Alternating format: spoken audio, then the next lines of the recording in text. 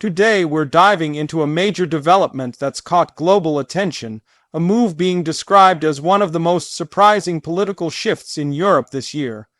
Denmark just changed everything, and the ripple effects are spreading across the continent. In this video, we're going to break down what happened, why it matters, and what it could mean for the future of Europe and the broader international landscape. The goal is to make this easy to follow, clear, and packed with the key points you need to understand the bigger picture. Denmark isn't usually the country people expect to make massive geopolitical waves.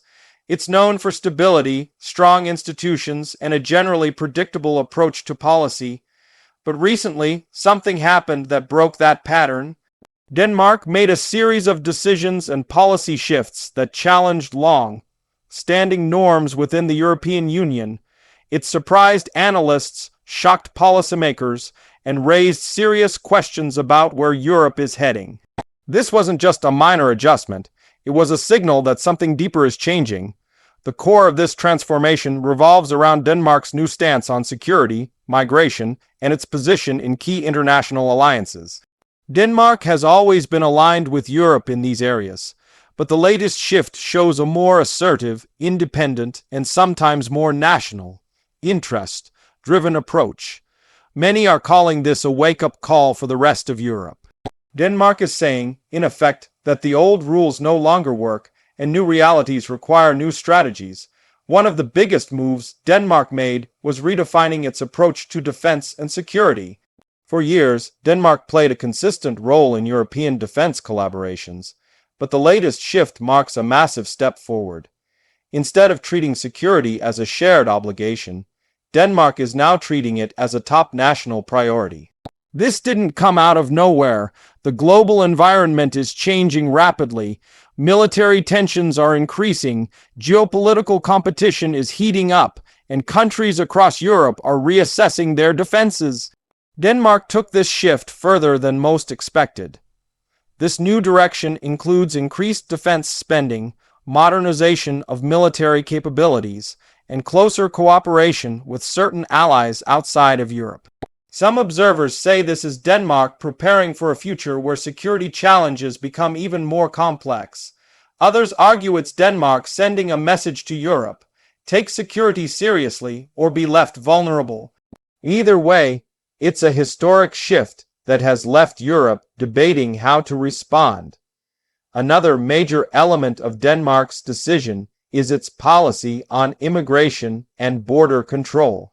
Denmark has always had a stricter approach compared to some of its European neighbors, but the recent changes pushed things even further. Denmark announced new frameworks that tighten border policies, enforce stricter residency rules, and emphasize national security considerations in immigration decisions.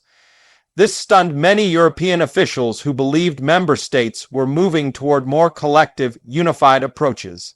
This shift is being interpreted in two ways. Some believe Denmark is simply responding to domestic concerns and public pressure for stronger immigration control. Others think Denmark is trying to influence Europe's overall direction, nudging the EU toward tougher, more security-focused policies. Whatever the motivation, the impact is undeniable. Many countries are now reviewing their own policies after watching Denmark take such a bold step. One unexpected effect of Denmark's decision is how it exposed deep internal divisions within Europe. While some countries support Denmark's tough stance and see it as necessary in an uncertain world, others argue it threatens European unity and the foundational values of openness and cooperation. These debates are not new, but Denmark's move accelerated them dramatically. It pushed conversations that many leaders were trying to avoid and forced them onto the main stage of European politics. This is one reason analysts say Denmark's decision changed everything. It didn't just adjust one policy. It triggered a conversation about Europe's identity, its priorities, and its future direction. When a small but influential country acts boldly, it forces everyone else to reconsider their own strategies. That's exactly what's happening right now. Economically, Denmark's shift carries major consequences as well. Some of the new policies signal a more protection-focused approach.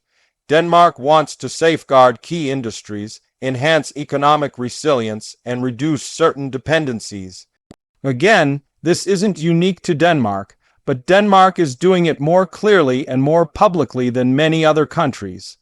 With global supply chains becoming more fragile and geopolitical pressures rising, countries across Europe are rethinking their vulnerabilities. Denmark's bold strategy brings this issue to the forefront. Many economists argue that this kind of shift could inspire similar policies across Europe. Countries might start prioritizing domestic production, securing their supply chains, and reducing external dependencies. Others warn that such moves could create economic friction within the European Union, especially if countries pursue different strategies. Denmark, intentionally or not, forced this conversation onto the table. Another significant aspect is how Denmark's decision affects its role in the EU. Some believe Denmark is carving out a unique position for itself. Rather than simply following the collective line, Denmark is becoming more assertive, choosing when to align with the EU and when to follow its own path. This doesn't mean Denmark is abandoning Europe. Instead, it may be trying to redefine what membership means in a changing world. This more flexible approach could inspire other countries to take similar paths. At the same time, it could challenge the EU ability to maintain unity, especially on sensitive issues like security, migration, and economic policy. Denmark's decision has already sparked discussions in Brussels, with some officials expressing concern and others saying it's a necessary evolution for a more resilient Europe. Another interesting angle is how Denmark's move strengthens its global profile. For a long time, Denmark has been viewed as stable but not necessarily influential. This new assertiveness changes that. Denmark is now seen as a country willing to rethink old frameworks, act independently when necessary, and take bold steps even if they're controversial. This boosts its international relevance at a time when global power dynamics are shifting. Countries outside Europe are paying close attention to Denmark's new direction. Some see Denmark as a potential model for balancing national interests with international cooperation. Others view the move as a sign that Europe itself is becoming more fragmented. Either way, Denmark's decision is shaping how the world views European stability and unity. The domestic reaction in Denmark has been intense as well. Some citizens fully support the changes, believing Denmark must adapt to a rapidly changing world.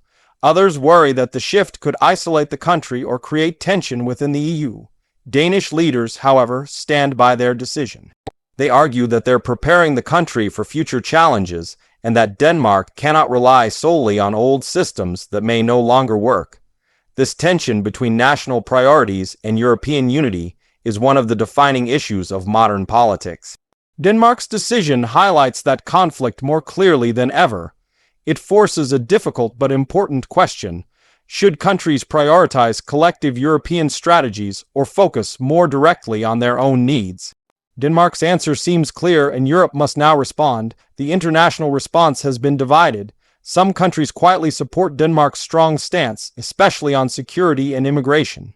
They believe Denmark is doing what other countries are afraid to do openly. Others worry this will set a precedent that encourages more fragmentation within the EU. If too many countries start picking and choosing which policies to follow, Europe could face serious challenges maintaining cohesion. Despite these concerns, Denmark's decision is also sparking innovation in policy discussions. European leaders are now being pushed to update outdated frameworks, strengthen security policies, and rethink economic strategies. Denmark may have accelerated a process that Europe needed but wasn't ready to address. As we look ahead, the big question is what Denmark's decision means for the future. Will other countries follow the same path? Will Europe adapt to these new realities, or will this cause more tension and division? No one can say for sure, but one thing is clear. Denmark forced the conversation. It made choices that demand a response, not just from the EU, but from the entire international community. For Denmark itself, this new era could redefine its national identity. It's stepping into a more assertive, strategic, and sometimes controversial role. This could strengthen the country's global influence. It could also test the strength of its alliances. Either way, Denmark is no longer staying quiet on major issues. It's shaping the conversation. Europe, meanwhile, is entering a period of recalibration. Denmark's move highlighted the shortcomings of some long-standing policies and the need for new approaches. Whether Europe comes out of this stronger or more divided depends on how leaders handle this moment. Denmark's decision might be the spark that pushes Europe toward a more unified and modern strategy, or it could expose deeper cracks. In the end, Denmark didn't just make a policy change. It shifted the direction of European politics. It challenged assumptions, disrupted narratives, and forced everyone to reconsider the path forward. That's why people say Denmark just changed everything. It wasn't about one decision. It was about rewriting the rules of engagement in a rapidly changing world. Thanks for watching and sticking with me through this deep dive. If you found this explanation helpful, don't forget to like, comment, and subscribe. There's a lot happening in global politics right now, and we'll be covering it all right here. Stay tuned for more insights and breakdowns, and I'll see you in the next video.